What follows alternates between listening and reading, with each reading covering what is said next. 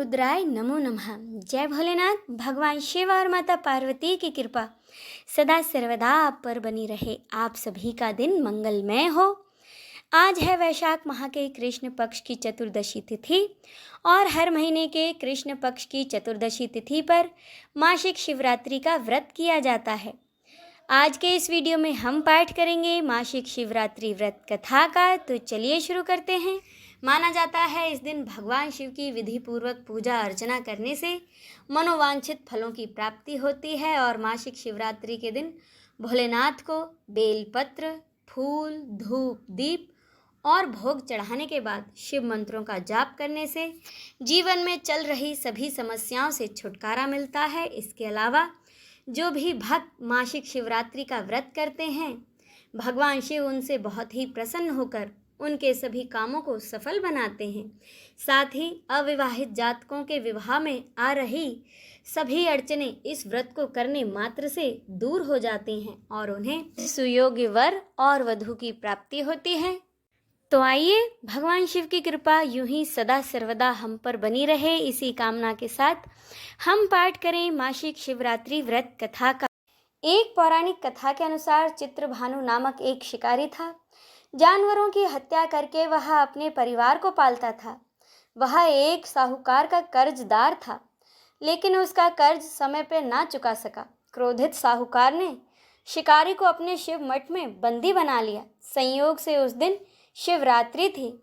शिकारी ध्यान मग्न होकर उस बंदी गृह में शिव संबंधित धार्मिक बातें सुनता रहा। इस प्रकार उसने चतुर्दशी तिथि को शिवरात्रि की व्रत कथा सुनी।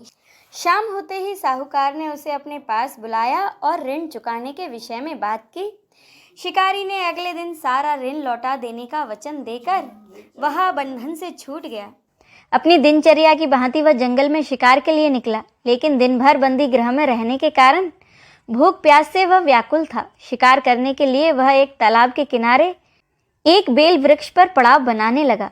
बेल वृक्ष के नीचे शिवलिंग था, जो कि बेल पत्रों से ढका हुआ था। शिकारी को उसका कोई पता नहीं चला।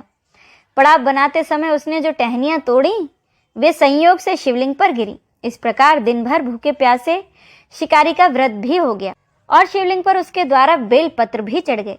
एक पहर रात्रि बीत जाने पर एक गर्भनी हिरनी तालाब पर पानी पीने पहुंची। शिकारी ने धनुष पर तीर चढ़ाकर ज्यों ही प्रतिंचा खींची, हिरनी बोली, मैं तो गर्भवती हूँ, शीघ्र ही प्रसव करूंगी। तुम एक साथ दो जीवों की हत्या करोगे, जो कि ठीक नहीं है। मैं अपने बच्चे को जन्म देकर बहुत जल्द तुम्हारे पास आ जाऊंगी, तब तुम मुझे मार लेना। शिकारी ने प्रतिज्ञा ढीली कर दी और उस हिरनी को जाने दिया। कुछ ही देर में वह हिरनी झाड़ियों में गायब हो गई। कुछ देर बाद एक और हिरनी वहां से निकली। शिकारी की तो प्रसन्नता का ठिकाना न रहा। पास आने पर उसने धनुष पर बाण चढ़ाया। तब उस हिरनी ने कहा कि तुम मुझे मत मारो, मैं तो अपने प्रिय की खोज में भटक रही हूँ। मैं अपने पति से मिलकर बहुत जल्द तुम्हारे पास आ जाऊंगी। शिकारी ने उसे भी जाने दिया। 2 बार शिकार को खोकर उसका माथा ठनका। वह चिंता में पड़ गया। रात्रि का आखिरी पहर बीता जा रहा था। तभी एक अन्य हिरनी अपने बच्चों के साथ उधर से निकली। शिकारी के लिए यह स्वर्णिम अवसर था। उसने अपने धनुष पर तीर चढ़ाने में देर न लगाई। वह तीर छोड़ने ही वाला था कि वह हिरनी बोली कि हे शिकारी, मैं अपने इन बच्चों को इनके पिता के हवाले कर कर लौट आऊंगी। इस समय तुम मुझे मत मारो। शिकारी हंसा और बोला, सामने आए शिकार को छोड़ दूं? ऐसा मूर्ख नहीं हूं। इससे पहले भी 2 बार अपना शिकार खो चुका हूं। मेरे बच्चे भूख प्यास से तड़प रहे होंगे। उत्तर में वह हिरनी ने कहा कि जैसे तुम्हें अपने बच्चों की ममता सता रही है, ठीक वैसे मुझे भी। इसीलिए सिर्फ बच्चों के नाम पर मैं थोड़ी देर के लिए अपना जीवन मांग रही हूँ। हे शिकारी, मेरा विश्वास कर, मैं इन्हें इनके पिता के पास छोड़कर तुरंत लौट आऊंगी। मैं वचन देती हूँ। हिरनी का दीन स्वर सुनकर शिकारी को उस पर दया आ गई और उसने उस हिरनी को भी जाने दिया। शिकार के अभाव में बेल वृक्ष पर बैठा शिकारी बेल पत्र तोड़ तोड़ कर नीचे फेंकता जा रहा था। पाँव फटने को हुई तो एक हष्ट पुष्ट हिरन उसी रास्ते पर आया। शिकारी ने सोच लिया, इसका शिकार तो मैं जरूर करूंगा। शिकारी की तनी प्रचन्नता देखकर वह हिरन विनती के स्वर में बोला, हे शिकारी, यदि तुमने मुझसे पहले आने वाली यहाँ 3 हिरनियों तथा उनके छोटे छोटे बच्चों को मार डाला है, तो तुम मुझे मारने में देर ना करो, ताकि उनके वियोग में मुझे एक क्षण भी दुख न सहना पड़े। मैं उन हिरनियों का पति हूँ। यदि तुमने उन्हें जीवन दान दिया है तो कुछ समय के लिए मुझे भी जीवन दान देने की कृपा करो। मैं उनसे मिलकर तुम्हारे सामने अभी आ जाऊंगा। हिरन की बातें सुनते ही शिकारी के सामने पूरी रात का घटना चक्र घूम गया। उसने अपनी सारी कथा उस हिरन को सुना दी। तब हिरन ने कहा, मेरी तीनों पत्नियां जिस प्रकार प्रतिज्ञाबद्ध होकर गई हैं, मेरी मृत्यु से अपने धर्म का पालन नहीं कर पाएंगी। इसीलिए जैसे तुमने उन्हें विश्वास पर छोड़ा है, वैसे मुझे भी जाने दो। मैं उन सबके साथ तुम्हारे सामने बहुत जल्द लौटूंगा।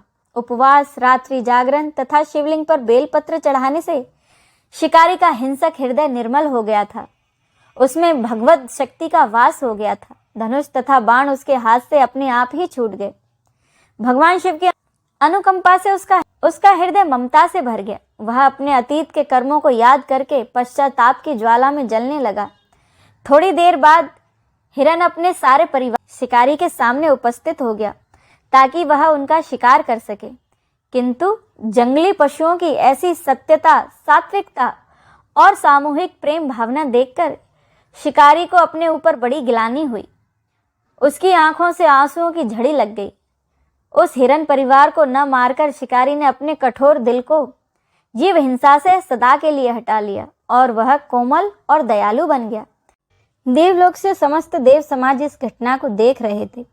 उसके ऐसा करने पर भगवान शंकर ने प्रसन्न होकर उसे तत्काल अपने दिव्य स्वरूप के दर्शन कराए तथा उसे सुख समृद्धि का वरदान देकर गुह नाम प्रदान किया। यह वही गुह था जिसके साथ भगवान श्री राम ने मित्रता की थी।